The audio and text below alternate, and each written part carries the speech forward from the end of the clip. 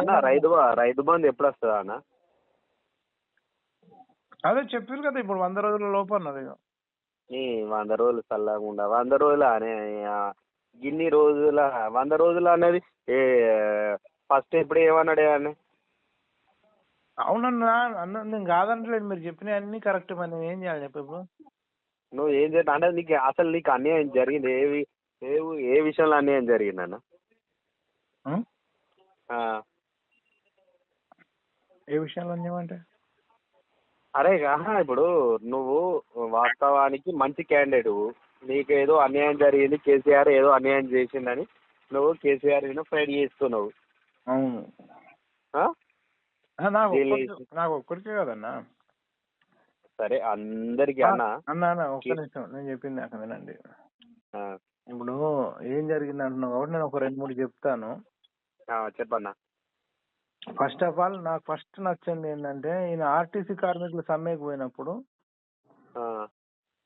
ఒక 50 మందిని చంపిన మాటలతోనే ఆర్టీసీ సమ్మె అంతమే, ఆర్టీసీ అంతమని చెప్పి అమాయకులు అన్న డ్రైవర్లు కానీ, కండక్టర్లు కానీ, మెకానికులు కానీ 50 రోజులు చేసినాక ఏడిపించి చేపించి 50 మంది వచ్చిన తర్వాత మళ్ళీ సేమ్ యాక్టివ్ గా జాబ్ లోకి తీసుకున్నాడు. నేను అక్కడ తర్వాత రైతు బంధు నువ్వు అన్లిమిటెడ్ పెట్టడం అనేది అది చాలా తప్పు. భూమి లేని చెప్పినాక మీరు చెప్పండి. మీరు మాట్లాడండి. భూమి లేని వాడిని గాలికి వదిలేసిండు, భూమి తక్కువ ఉన్న వాడికి కూడా నష్టమే.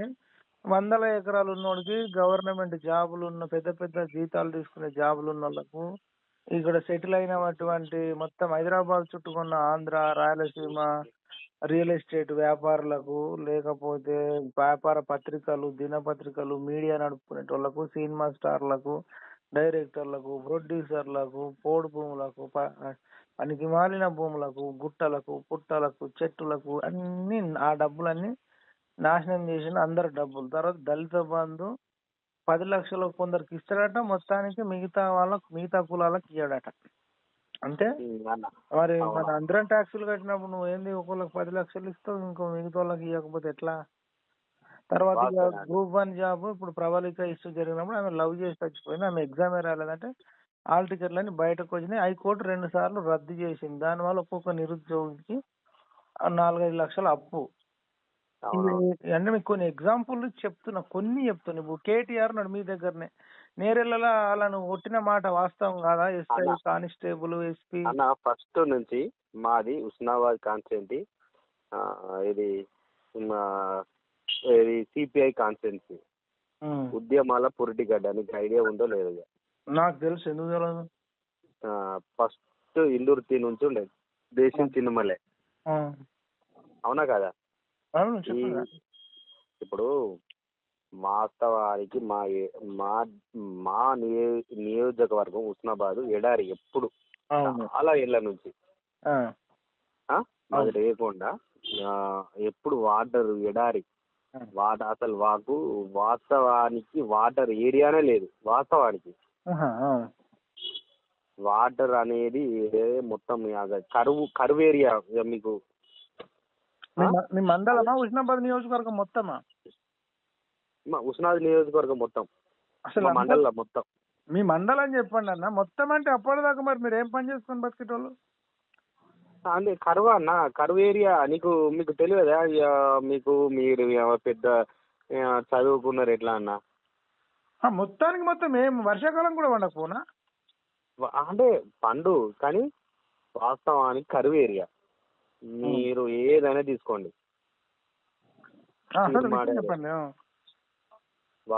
సరే అటో ఇటో వాటర్ వచ్చినాయి, కాళేశ్వరం నుంచో ఏవో మొత్తానికి అయితే వచ్చినాయి.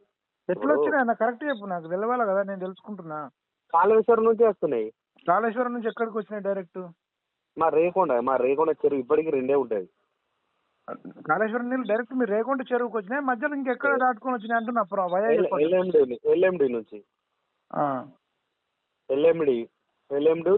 LMD to link. ఓకే, మీ చెరువు వల్ల ఎన్ని ఎకరాలు పడుతుంది? చెరువులలో ఎన్ని ఎకరాలు అంటే చెరువుల వల్ల ఇప్పుడు మీ మండలం మొత్తం అంటే ఒక లక్ష అన్న ఒక ఎన్ని ఎకరాలు ఉంటుంది అందరూ మీ మండలం ఒక 10,000 ఎకరాలు ఉంటుందా? మండలేవో కానీ మా ఊరు ఎగ్జాంపుల్ చెప్తామాట. మా ఊరు అయితే ఎప్పుడు దాదాపు ఒక 3-4 ఇయర్స్ అయితే ఎప్పుడు రెండే ఉంటుంది అన్న.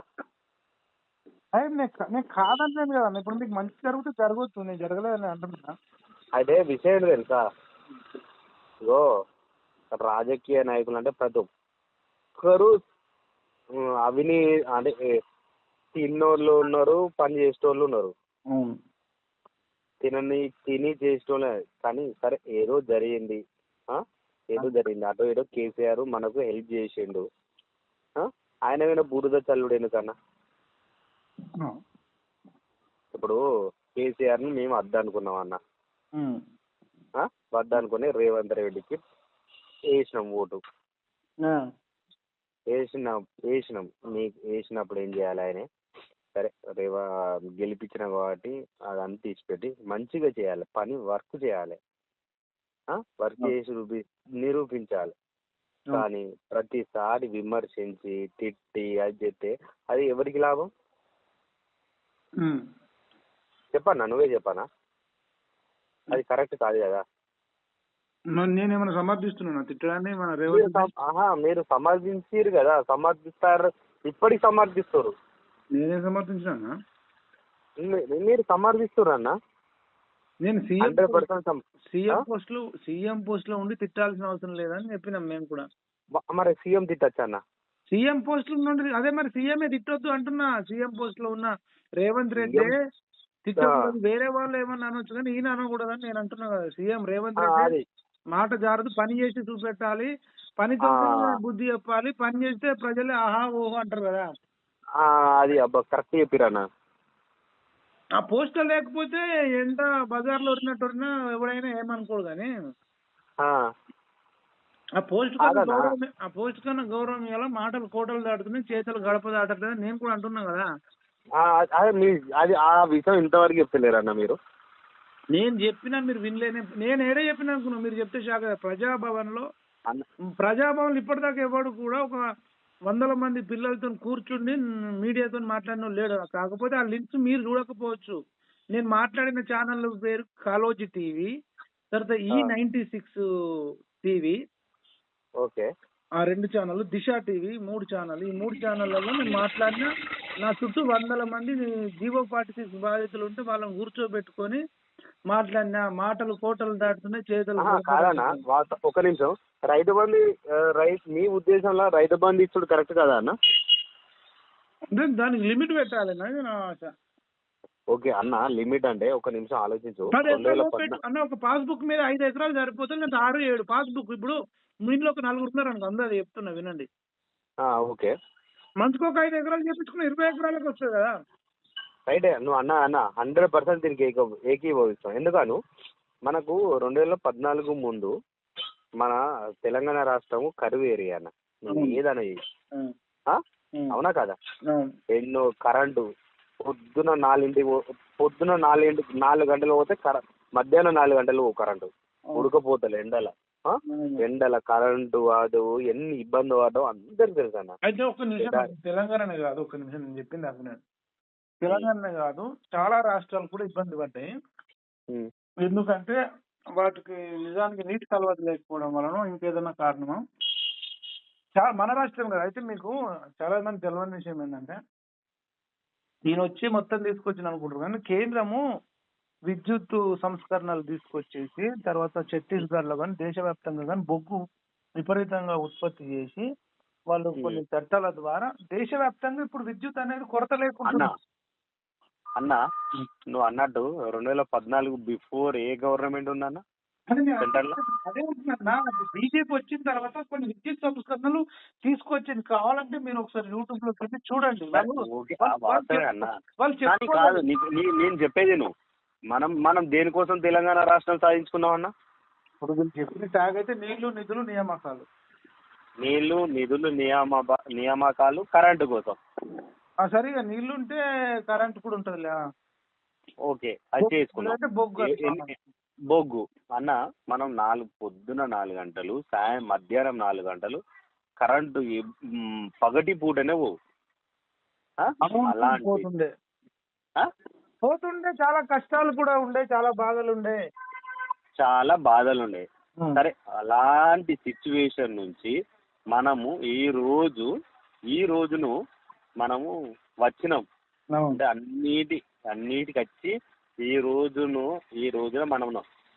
మనం అన్ని ఇబ్బందుల నుంచి పడ్డ తర్వాత నువ్వు ఏదో సరే గవర్నమెంట్ మనకు నచ్చలేదు, రేవంత్ రెడ్డి ప్రభుత్వం మనకు ఏదో చేస్తుంది జనాలకు, మనకు ఏదో ఒక అదైతుందని, కానీ చేసి చూపెట్టాలి. కానీ ఊరికే ఈ తిట్టుడేందన్న ప్రతిపక్షాలను. అయితే సరే రాజకీయ నాయకులు తిట్టుకుంటారు, కానీ సీఎం లెవెల్లో అయితే ఆ మాటలు మొన్న అయితే అన్న మాటలు అయితే ఇప్పుడు అవి మనం కూడా యాక్సెప్ట్ చెయ్యము. సరే రాజకీయ నాయకులు ఇప్పుడు ఎలక్షన్ దగ్గరకు వస్తున్నాయి, అది వేరే విషయం. కానీ మాటలు ఒక లిమిట్ ఉంటది కదా, ఆ లిమిట్ లోనే ఉంటే బెటర్. అది కూడా సీఎం పదవిలో ఉన్న వాళ్ళకి ఇంకా లిమిట్ లో ఉండాలి. అది లిమిట్ ఉండాలి. అధికారం అంతా వాళ్ళ చేతిలోనే ఉంది కదా. తప్పు చేస్తే ఇప్పుడు అరెస్ట్ చేసి చూపెట్టాలి, కానీ ఏతులు కొట్టుంటే తప్పు చేసుకోవాలి. అన్న నువ్వేమనుకుంటావు తెలుసా? నన్ను ఏమనుకుంటావు అంటే కేసీఆర్ అభిమాని ఉన్నాడు కావచ్చు, అందుకే ఫోన్ చేస్తాడు కావచ్చు అనుకున్నావు. అన్న నేను ఒక యాదవే, నేను ఒక ఎర్రగొల్లోని. మీకు తెలుసు మన అబద్ధమానం ఎప్పటికున్నా మంచి పని చేసిన మంచి పని చేసినా అని అనుకుంటాం అని అంటాం. హలో, కానీ తిట్టుడు అవసరమా అన్న? మనం పని చేసి చూపెట్టాలి. అదే నేను వాళ్ళని పని చేసి చూపెట్టాలని అంటున్నాం. ఒకటి ఇప్పుడు మీకు కొంత మంచి జరిగితే జరగవచ్చు అన్న, జరిగిన వాళ్ళు హ్యాపీగా ఉంటారు. అదే నేరళ్ళ బాధితులను మంచి ఏం జరిగింది అన్న? ఇప్పుడు ఏం లేదు, అందరి లెక్కనే రైతు బంధు వచ్చింది, కరెంట్ ఉంది, అటు ఇటు ₹1,00,000 అటు ఇటు మొన్న దానిలో రుణమాఫీ అయింది, అందుకంతే కదా. మీకు నీళ్లు లేకుండా నీళ్ళు వచ్చినాయి అంటారు కదా, దాని వల్ల హ్యాపీ. నీళ్ళు 100%. నువ్వు మా కాన్స్టిట్యూన్సీ సిపిఐ చాడ వెంకట రెడ్డి, మీకు ఐడియా ఉందో లేదో? తెలుసు. తెలుసా? చూస్తుంటాం కదా మీడియాలో.